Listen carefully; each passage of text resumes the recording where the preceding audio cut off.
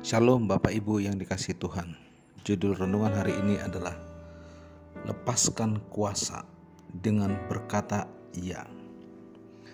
Dalam 2 Korintus 1 ayat 18-20, demi Allah yang setia, janji kami kepada kamu bukanlah serentak, ya atau tidak. Karena Yesus Kristus anak Allah yang telah kami beritakan di tengah-tengah kamu adalah, yaitu olehku dan oleh Silwanus dan Timotius, bukanlah ya dan tidak, tetapi sebaliknya di dalam dia hanya ada ya, sebab Kristus adalah ya bagi semua janji Allah. Itulah sebabnya oleh dia kita mengatakan amin untuk memuliakan Allah. Bapak Ibu saudara dikasih dalam Tuhan, sikap mengatakan iya merupakan sikap yang benar secara alkitabiah untuk menjalani hidup ini.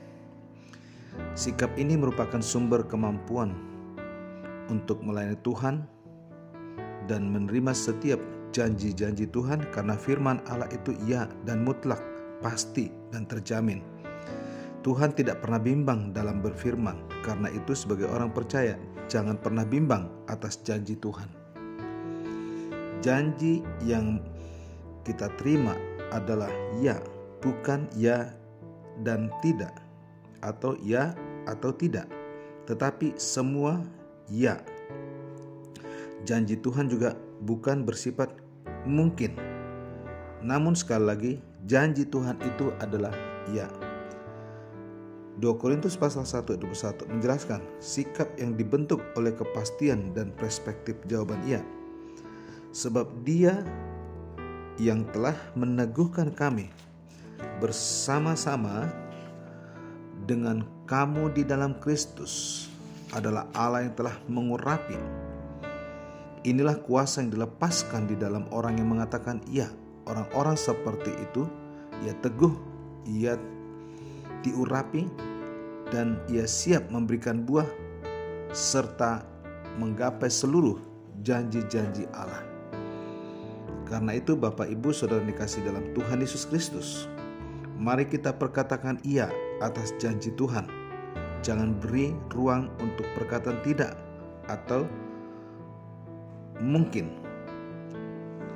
Seseorang yang berkata iya, maka ia akan melepaskan kuasa dalam kehidupannya karena ia percaya dan berdiri di atas firman Tuhan. Marilah kita semua mengambil posisi untuk mengatakan iya atas semua janji Tuhan. Marilah kita berdiri bersama-sama di atas janji Tuhan untuk menerima setiap perkataannya. Oleh karena itu, mulailah ambil sikap untuk menerima janji Tuhan dan memperkatakan iya.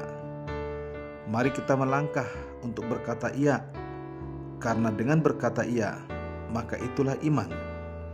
Itulah sikap yang benar. Berkatalah secara lantang iya, karena Tuhan tidak pernah bimbang untuk berfirman. Karena itu, saudara dan saya harus yakin bahwa setiap janji Allah itu iya. Tahukah saudara, ketika Tuhan menciptakan langit dan bumi, Tuhan tidak pernah bimbang. Ia menciptakan semua apa yang pernah diperkatakan dan semua jadi, dan tidak ada yang gagal.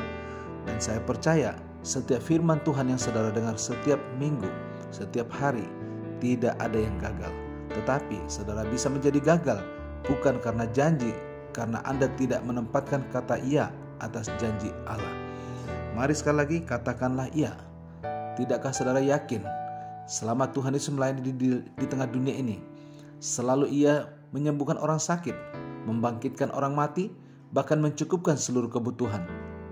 Tatkala ribuan orang datang mengikuti Yesus sampai jauh hari, sehingga semua ribuan orang telah kelaparan. Apakah mereka pulang? Tidak. Tetapi Tuhan menggenapi janjinya ketika ada anak yang memberikan 5 roti 2 ekor ikan. Dia genapi sehingga ribuan orang bisa makan dengan kenyang.